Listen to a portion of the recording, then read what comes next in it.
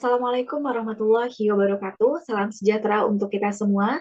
Perkenalkan, nama saya Ita Yulianti, dosen dari Universitas Bina Sarana Informatika pada program studi Sistem Informasi Akuntansi Kampus Kota Sukabumi.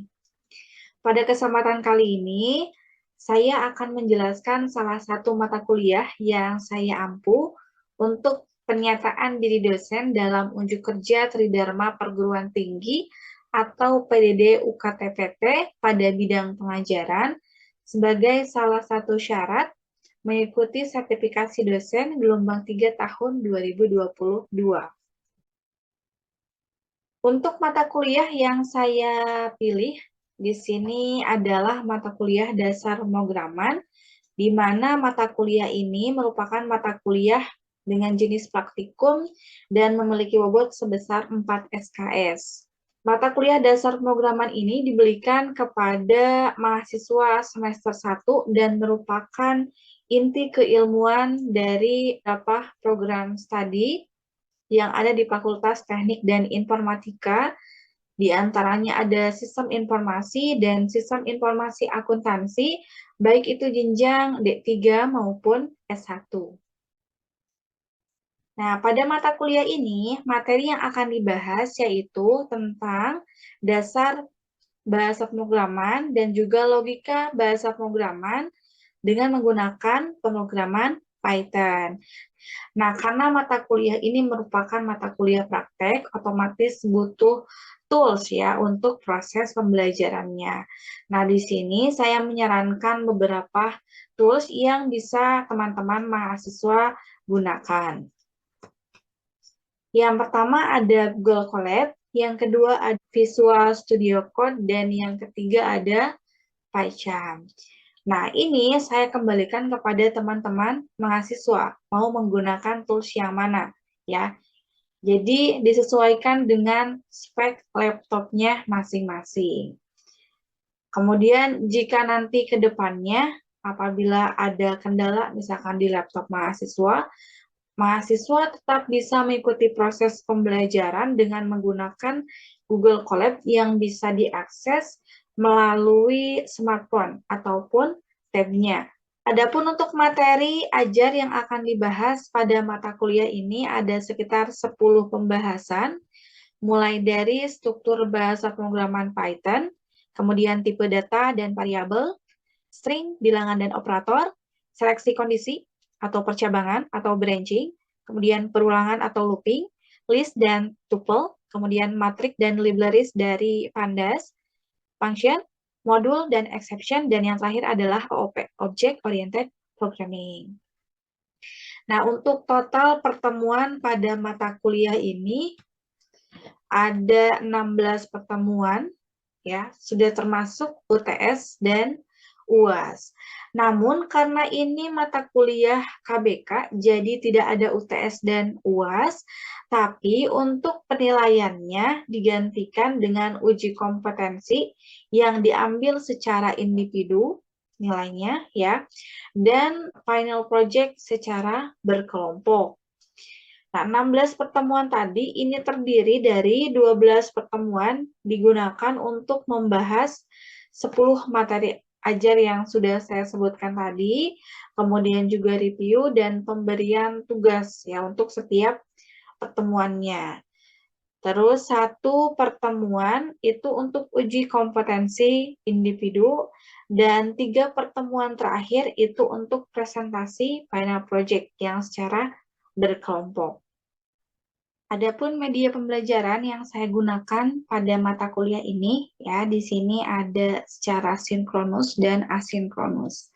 Untuk sinkronusnya, di sini saya gunakan aplikasi Zoom. Namun, karena terkadang ada kendala ya di jaringan, baik itu dari saya ataupun mahasiswanya, jadi saya juga dengan asinkronus, ya. Untuk asinkronusnya, di sini saya gunakan LMS MyBase, ya, ini LMS dari kampus kami ya di e-learning.bsi.ac.id ini untuk pengumpulan tugas, kemudian materi tambahan, dan juga absen. Kemudian saya juga upload video pembelajarannya di YouTube dan WA ini untuk forum diskusi. Nah, karena saya sudah mengupload sebelumnya ya materi itu di YouTube ataupun di LMS, jadi teman-teman mahasiswa bisa mempelajarinya terlebih dahulu secara mandiri. Jadi pada saat nanti kita Zoom, itu selain menyimak, teman-teman juga bisa langsung menyimpulkan gagasan dari apa yang sudah dipelajari ataupun berdiskusi terkait kendala ya dari apa yang sudah dipelajarinya ya secara mandiri.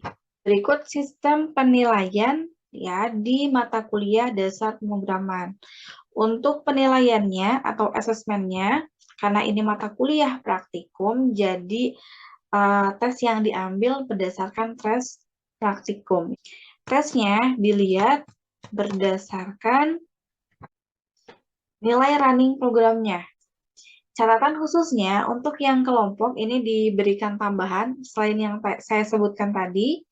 Tambahannya untuk Final Project, dilihat juga alur program dari proses pembuatan proyeknya, kemudian paper atau laporannya, dan yang terakhir penyajian presentasi, ya penguasaan materi untuk setiap individunya, bukan hanya kelompoknya saja gitu. Nah, untuk bobot penilaiannya ini diambil berdasarkan kehadiran atau absensi sebesar 20%, terus tugas, ini gabungan dari tugas 1 dan tugas 2 ini 25%, dan project 55%. Selanjutnya, saya akan tampilkan cuplikan video dari proses pembelajaran dasar pemrograman. Assalamualaikum warahmatullahi wabarakatuh. Selamat siang semuanya. Waalaikumsalam warahmatullahi wabarakatuh. Oke, suara saya terdengar dengan jelas ya? Kedengaran, Bu. Iya. Gimana kabarnya? Pada sehat? Alhamdulillah baik, Ibu. Gimana, Ibu? Alhamdulillah sehat juga ya. Sudah absen semuanya? Sudah, Bu. Oke, udah ya. Kalau misalkan ada kendala di absen seperti biasa, silakan teman-teman infokan di grup ya. Oke, baik seperti biasanya sebelum masuk ke materi hari ini, kita berdoa terlebih dahulu ya supaya diberi kelancaran di dalam proses perkuliahan hari ini ya. Berdoa mulai.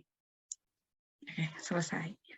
Oke, sebelum masuk ke materi hari ini, kita review terlebih dahulu nih untuk materi di minggu lalu. Minggu lalu teman-teman sudah belajar materi tentang apa? Masih ingat nggak? Di unmute. Ya. Operator. Ya, operator ya. Ibu. Tentang operator. Masih ingat nggak jenis-jenis operator di Python ini ada apa aja? Aritmatika. Terus ada apa lagi? Perbandingan. Ya, ada juga perbandingan. Terus? Logika. Ya, sama logika. Ya. Yang operator plus, minus, bagi, kurang itu termasuknya ke dalam operator apa?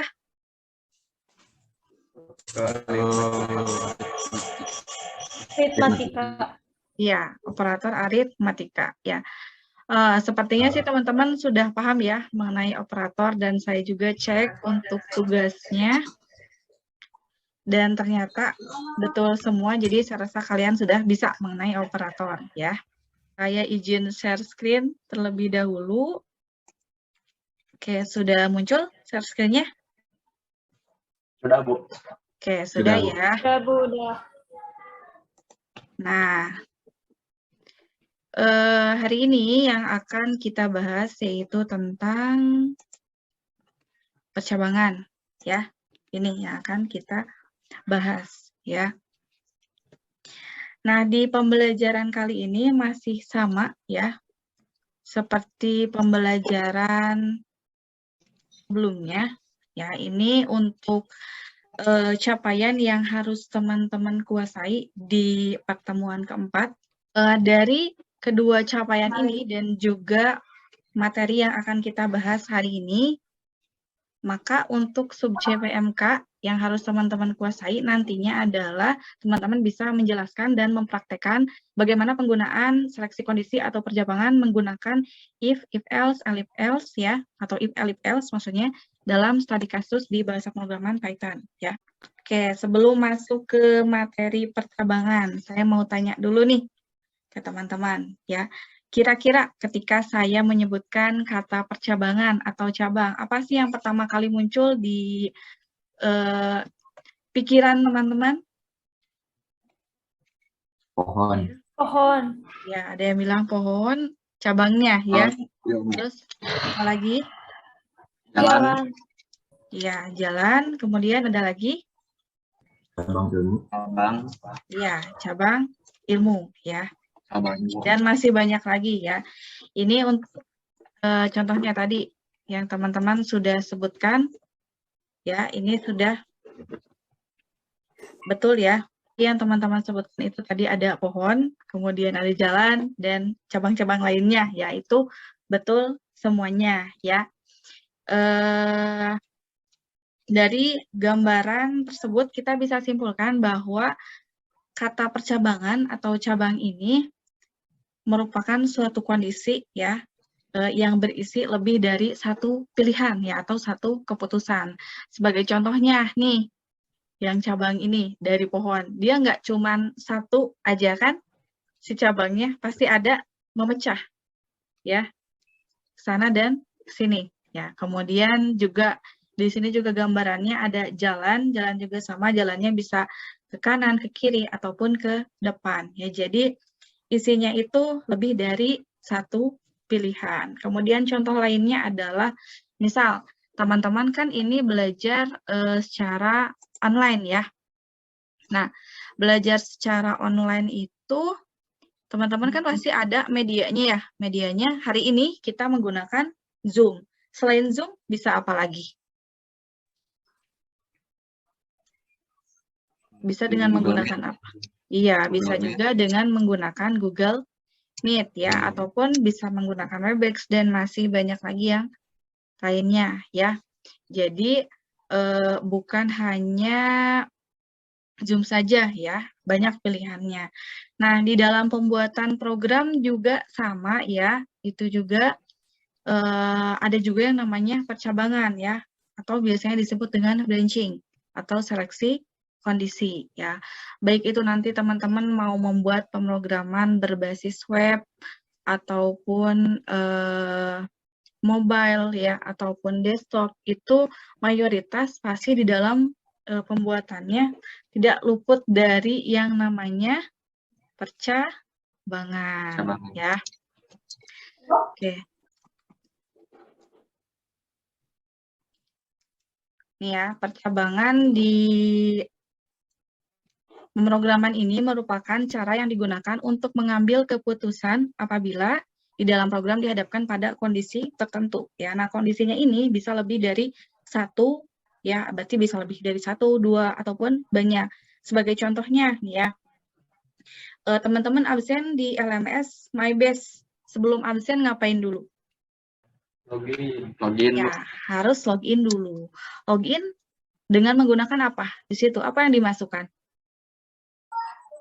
Dan password.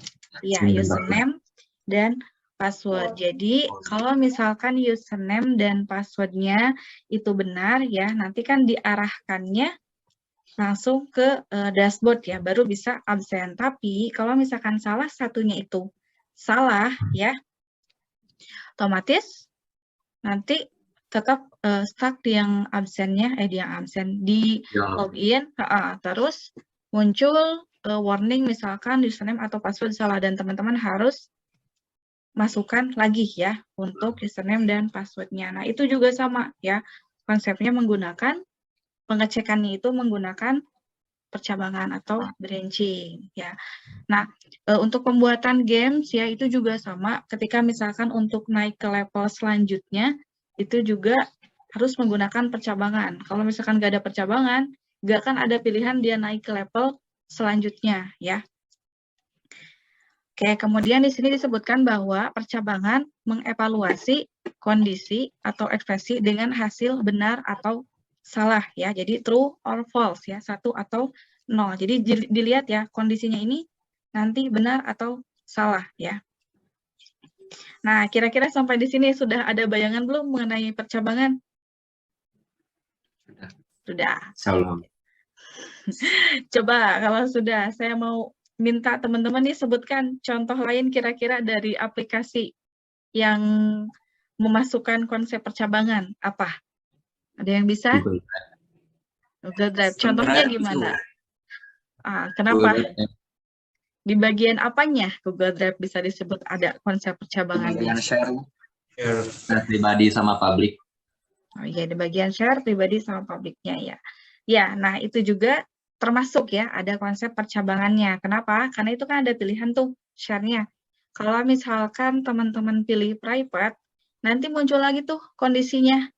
Ya, apakah kita akan meminta akses ataukah tidak? Kalau misalkan minta akses, nanti juga muncul lagi kondisinya. Apakah si yang punya aksesnya itu dia mau memberikan akses atau menolak, ya. Tapi kalau misalkan publiknya, ya berarti pas diklik publik, dia berarti bisa diakses, ya. Nah, di sini ada jenis dari percabangan yang bisa kita gunakan di bahasa pemrograman, ya. Ada 3 yang bisa kita gunakan di pemrograman Python. Yang pertama ada if, yang kedua ada if else, dan yang ketiga ada if, elif, else, ya. Oke, kita mulai dari yang pertama terlebih dahulu. Sini ada if. If artinya apa sih? Jika. Jika, ya, betul. If ini artinya jika. Jadi, if ini, ya, kalau di pemrograman Python, dia hanya bisa mengeksekusi 1 baris, ya, 1 baris saja. Clue-nya ada di sini, 1 baris, ya. Jadi kondisinya, misalkan haus nih, contohnya gini, jika haus maka minum. Yang jadi kondisinya adalah haus, ya. Ketika teman-teman memasukkan pilihan lain, misalkan lapar, ya itu nggak akan muncul ya, karena kondisinya cuma 1, haus aja. Jadi kalau misalkan kalian mau masukkan lapar, misalkan bosan, ngantuk, ya kalau misalkan di programnya yang keluar itu blank ya, nggak ada keluar apa-apa, karena kita cuman pakai if aja. Bisa dipahami? Bisa, Bu. Nah, oke. Yang kedua ada if else ya. Nah, ini berarti lebih berkembang ya dibanding dengan if. Kalau if 1 baris atau 1 kondisi, kalau if else berarti dia 2 kondisi. Itu clue-nya ya. Ya, jadi untuk 2 kondisi. Else apa artinya? Lainnya. Iya, lainnya atau selain itu ya. Ya, jadi di else kita bisa menambahkan 1 pernyataan lain ya. Dia 2 kondisi, tapi kondisi yang keduanya itu tidak disebutkan. Ya apa? Misalkan jika haus tadi maka minum. Selain itu berarti tidak minum. Nah, selain itu di sini kan bisa berarti dia tidak haus, bisa berarti dia tidak lapar, bisa berarti lapar, bisa berarti ngantuk ya. Pokoknya yang selain haus itu nanti yang dieksekusi adalah si else-nya ya. Yang keluar adalah tidak minum berarti. Bisa dipahami? Paham, Bu. Ya, paham berarti ya? Paham, Bu. Ya, berarti kalau misalkan kondisinya gembira, tadi berdasarkan if else, yang muncul pernyataannya apa? Minum apa tidak minum? Minum. Iya, Minum. yang keluar adalah tidak minum ya. Minum. Tidak minum. Ya, karena kan dia pernyataannya bukan haus ya, yang ditanya adalah gembira. Berarti yang keluar itu si else-nya ya, yang dieksekusi. Ya, terus yang terakhir di sini ada if, elif, else ya. Ini biasanya kita sebut dengan if bercabang ya. Kalau if, elif, else ini dia lebih kompleks dibandingkan kedua if yang barusan saya jelaskan ya. Kenapa? Karena dengan menggunakan if, elif, else ini memungkinkan kita untuk menambahkan lebih dari 2 pernyataan ya. Kalau yang if 1, if, else 2. Nah, kalau yang if, elif, else itu berarti bisa lebih banyak kondisi ya. Kondisinya bisa 5, 6 dan lebih banyak lagi ya. Misalkan contohnya gini. Kalau tadi kan cuma 2, jika haus, kemudian selain itu ya, yang if else. Kalau yang elif berarti kita tambahkan, misalkan jika haus minum, jika lapar ngapain? Makan. Jika ngantuk tidur. Misalkan selain itu jalan-jalan, misal ya. Berarti kalau misalkan saya memasukkan inputannya ini adalah bosan. Yang muncul apa? Pernyataannya. Jalan-jalan. Jalan-jalan ya. Betul, yang muncul adalah jalan-jalan. Jadi dia yang eksekusinya itu adalah yang bagian else ya. Nah, untuk ketentuan khusus untuk if, elif, dan else, if ini kita simpan di awal ya. Di awal, sedangkan else ini di akhir. Jadi yang pertama itu berarti menggunakan if. Jika ada jika lagi, ya misalkan jika ini, itu berarti jika selanjutnya teman-teman gunakan elif, ya. Elif ini berarti singkatan dari else if, ya. Kemudian kalau misalkan yang di bawahnya ada selain itu, berarti gunakan else. Kalaupun memang tidak tercantum tulisan selain itu, berarti yang terakhir tetap gunakan else ya. Bisa dipahami segini? Sabu. Ada yang ditanyakan dulu gak?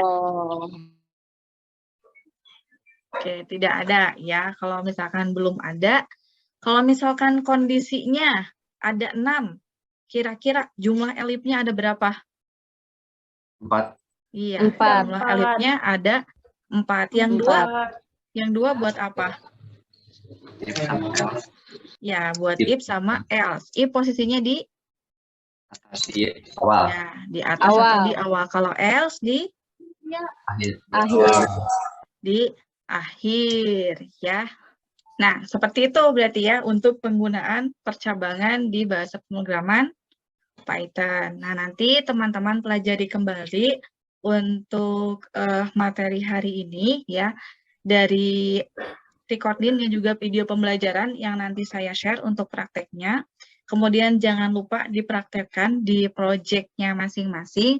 Terus nanti dilanjutkan dengan mengerjakan tugas ya mengenai percabangan ya. Nah, untuk studi kasus atau tugas yang harus teman-teman kerjakan, sini ada latihan soal.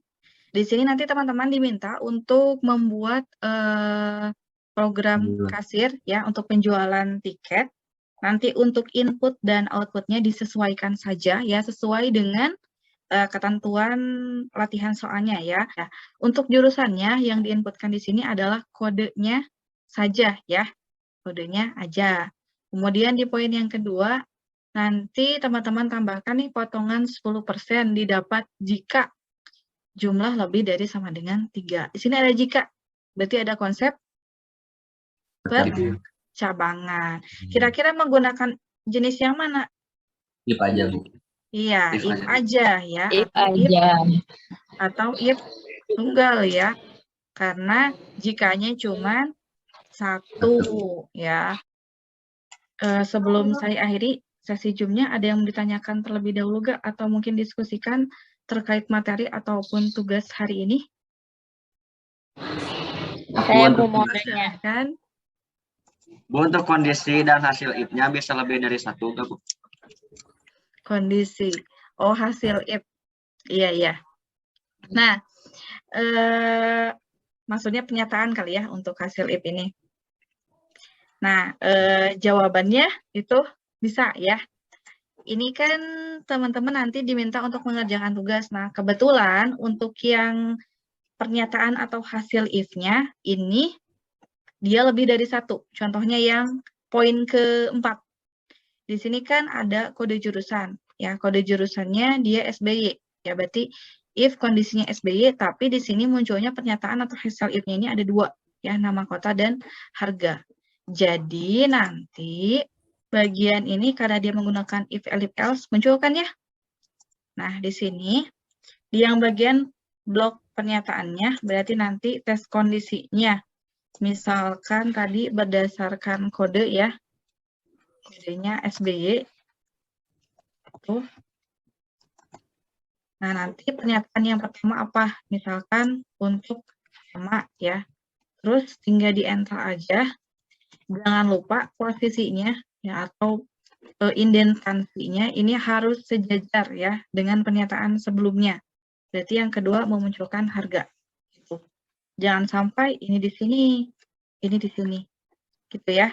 Tapi untuk yang kondisi, ini kan pernyataan. Kalau pernyataan gampang ya, tinggal enter aja. Tapi kalau untuk, kalau misalkan untuk kode, nih, ini ada ketentuan khusus ya, untuk ada ketentuan khususnya ya.